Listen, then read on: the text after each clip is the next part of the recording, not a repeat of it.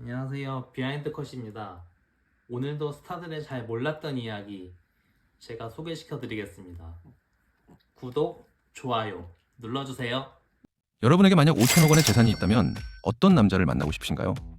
세계 최고의 부와 명예를 거머쥔 여성이라면 당연히 그에 걸맞은 재벌이나 슈퍼스타를 원할 것 같지만 여기 조금 다른 선택을 한 여자가 있습니다. 그녀가 모든 화려함을 뒤로하고 선택한 마지막 사랑은 의외로 평범한 주짓수 강사였습니다. 레오나르도 디카프리오의 25세 법칙을 깨고 그가 유일하게 20대 후반까지 만났던 여자. 15년 연속 전 세계 모델 수입 1위, 하루에만 1억 4천만 원을 벌어들였던 시대의 아이콘, 지젤 번천입니다. 지젤의 시작은 결코 화려하지 않았습니다. 브라질의 가난한 시골 마을, 딸만 6인 집에서 태어난 그녀는 14살 때 맥도날드에서 햄버거를 먹다 우연히 캐스팅되었습니다. 하지만 뉴욕 모델계의 반응은 냉담했습니다. 코가 너무 크다, 눈이 작다 이런 비난 속에 무려 42번이나 오디션에서 낙방했죠. 그러던 1998년 18살의 지젤에게 기적이 찾아옵니다. 거장 알렉산더 맥퀸의 쇼에 서게 된 것입니다. 맥퀸은 빗속에서 걷는 골든 샤워라는 파격적인 콘셉트의 쇼를 준비 중이었고 지젤의 건강한 몸매를 보고 그녀를 캐스팅했습니다.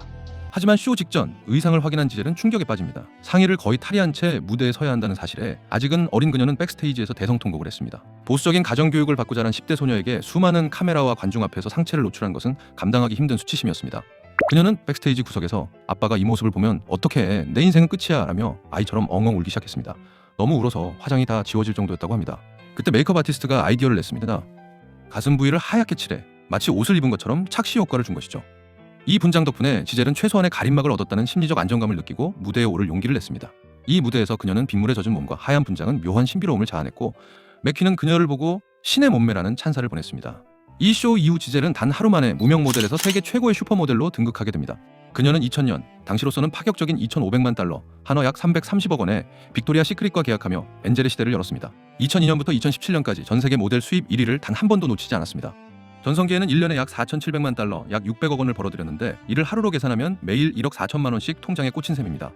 그리고 사업적으로도 성공하게 됐는데 브라질 신발 기업 그랜데네와 협업한 이파네마 샌들라인은 대박을 터뜨렸습니다. 여기서 발생하는 로열티 수익만으로도 웬만한 기업 매출급이었습니다.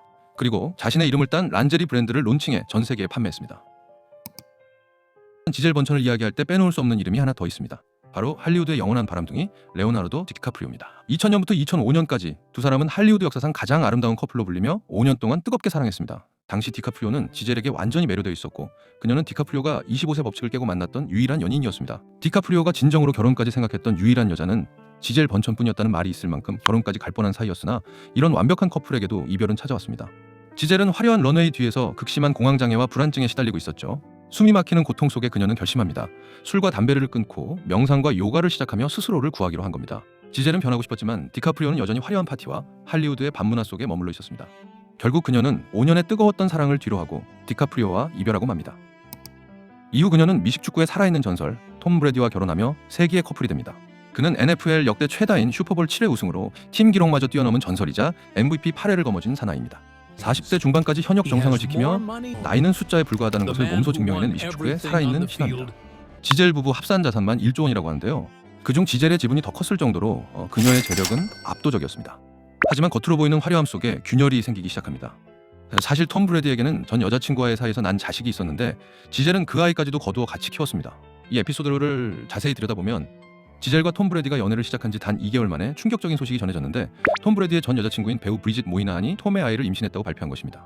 갓 시작한 뜨거운 사랑에 찬물을 끼얹는 소식이었고 지젤은 훗날 자서전에서 내 세계가 뒤집히는 것 같았다고 회상했습니다. 주변에서 모두가 헤어져라, 네 인생 망치지 마라 라고 조언했습니다. 하지만 지젤은 도망치는 대신 정면 돌파를 선택합니다. 그녀는 톰 브래디의 첫째 아들 잭이 태어나자마자 친어머니 못지않은 정성으로 아이를 돌봤습니다.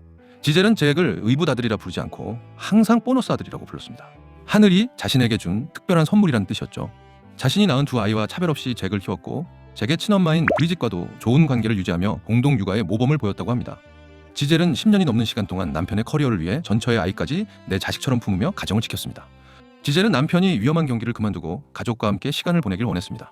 그녀는 새 아이를 키우며 남편의 그림자가 되어 내조했지만 톰 브래디는 은퇴 번복을 반복하며 자신의 커리어를 가족보다 우선시했습니다.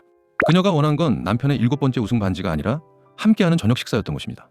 결국 지젤은 2022년 13년의 결혼 생활에 마침표를 찍습니다. 이혼 후 전 세계 이목이 쏠렸습니다. 누가 이 억만장자 퀸의 마음을 얻을까? 그런데 그녀가 선택한 남자는 모두의 예상을 빗나갔습니다.